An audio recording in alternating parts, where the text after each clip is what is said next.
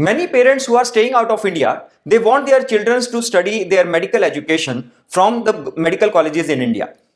The people may be either an NRI, they may be OCI, or they may be even a PIO and a foreign national, and they want to know that how actually the admission process for them is going to be different from the people who are Indian citizens and Indian nationals. So in this video, I'll give you the most authentic and accurate understanding about the entire medical admission process for people who are NRI, OCI, PIO and even foreign nationals, and I will explain to you the entire process of medical admissions in Indian medical colleges. So if you are coming for right information about medical admissions in India, please subscribe to this channel. NEET Navigator offers you the most authentic and most accurate information about the medical admission process in India. Hi, my name is Rakesh Jain. I'm the founder of NEET Navigator, MBBS Lighthouse and NEET Manobal. And NEET Navigator offers you the most authentic and most accurate guidance for the medical admission counseling for all the medical colleges of India, be it a government medical college, private medical college or a deemed medical college. NEET Navigator has deployed the most advanced data analytics and excellent counseling support to ensure that their children get to the best possible medical college on the basis of their rank, domicile, category and quota. So in this video, I'm going to talk about the medical admission process for the people who are not an Indian national or not an Indian citizen. So first of all, let's understand that the people who are staying outside India, they can fall into multiple categories. So to understand, we talk about the four categories of the people who may be eligible and who may be looking for to admission in medical colleges of India. The first category is what we call NRI, the non-resident Indians. Second is what we talk about the OCIs, the overseas citizens of India, PIOs, the people of Indian origin, and the foreign nationals. I'll explain to you the process of admission for all these four categories one by one, and you can actually get to understand that if you belong to any of these categories, you can also plan the admission of your ward in the medical colleges of India on the basis of the information that I'm sharing with you. So first of all, let's understand about the NRI. Non-resident Indians are the ones who are holding the Indian passport, but by virtue of their employment, they are staying outside India. Now, as per the defined criteria for NRI, the person has to be staying outside India for more than 182 days in the last financial year, and this stay should be on the purpose of employment and with the intention for a longer stay. So, first thing that we need to understand is just if you are staying more than 182 days outside India does not make you eligible to be qualified as an NRI. Second category that we talk about is OCI. The people who have given up the Indian citizenship but they still hold the OCI card. First of all, let's understand about the NRI. NRI is a very simple and a straightforward case. NRI seats are there in India in all the three types of colleges. In government colleges, private colleges and in deemed colleges as well.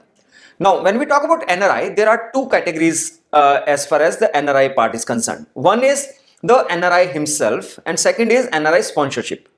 So when we talk about NRI himself, then it simply implies that either the candidate himself or herself is an NRI or the family member, the parents can be the NRI for that child. Second is NRI sponsorship.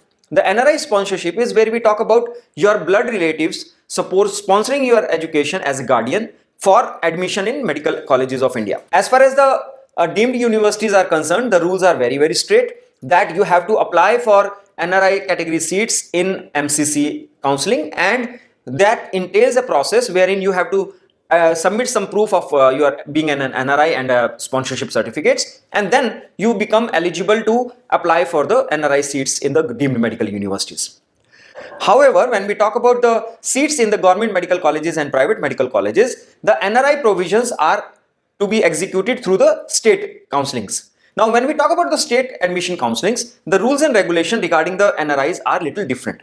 They are not as straightforward as the MCC regulations, wherein you apply for a change of category and then once your category is changed, you are simply eligible for applying to the deemed medical universities. However, when we talk about the government medical colleges and private medical colleges seats, there are different priorities of NRI which have been defined.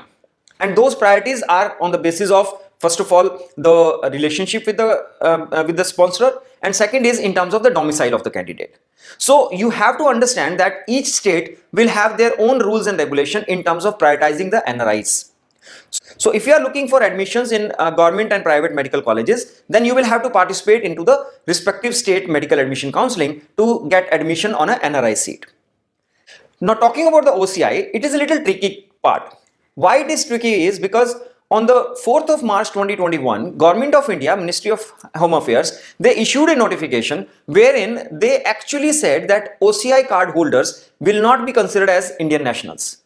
And all the people who were holding the OCI cards issued to them on or before the 4th of March 2021, they were eligible to be considered as Indian national. They were at par with the Indian nationals. However, any OCI card holder after 4th of March 2021 was automatically excluded from the category of seats which are reserved exclusively for the Indian nationals. So if you are an OCI card holder whose card has been issued after 4th of March 2021, then you can apply only for NRI and NRI sponsorship seats.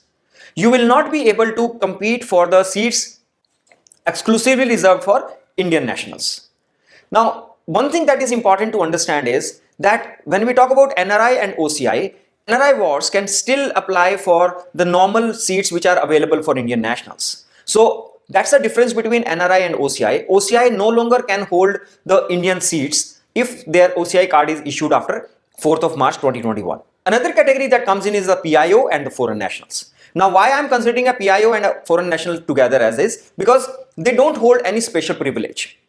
One thing that I would like to explain to you is that despite you being a foreign national and a PIO, you can still apply for admission in medical colleges of India. The only difference that will happen is that you will not be able to compete for the seats which are exclusively reserved for Indian nationals. Now, another advantage here is that there are some 7 seats which are reserved for foreign nationals in AIIMS Delhi. Now, most of the people, they confuse that if you are an NRI, those NRI wards can be considered as foreign nationals. That's not the case. The application process for the foreign national seats in AIIMS Delhi is very, very different, and AIIMS Delhi has very defined parameters that how will somebody become eligible to be considered as foreign national. But important point is that even if you are a foreign national, even if you are a PIO or an OCI or an NRI, you still have to appear and qualify the NEET. Unless and until you qualify the NEET UG exam, you will not be able to seek admission in any medical college of India. Now, another important aspect is that when we talk about the NEET UG, obviously the requirement is that you should have physics, chemistry, biology as your core subjects in 11th and 12th. There are many countries who do not have the same education patterns as like that of India. So if you are a student of university studying abroad, then you need to have a parity equivalent certificate from AIU of India.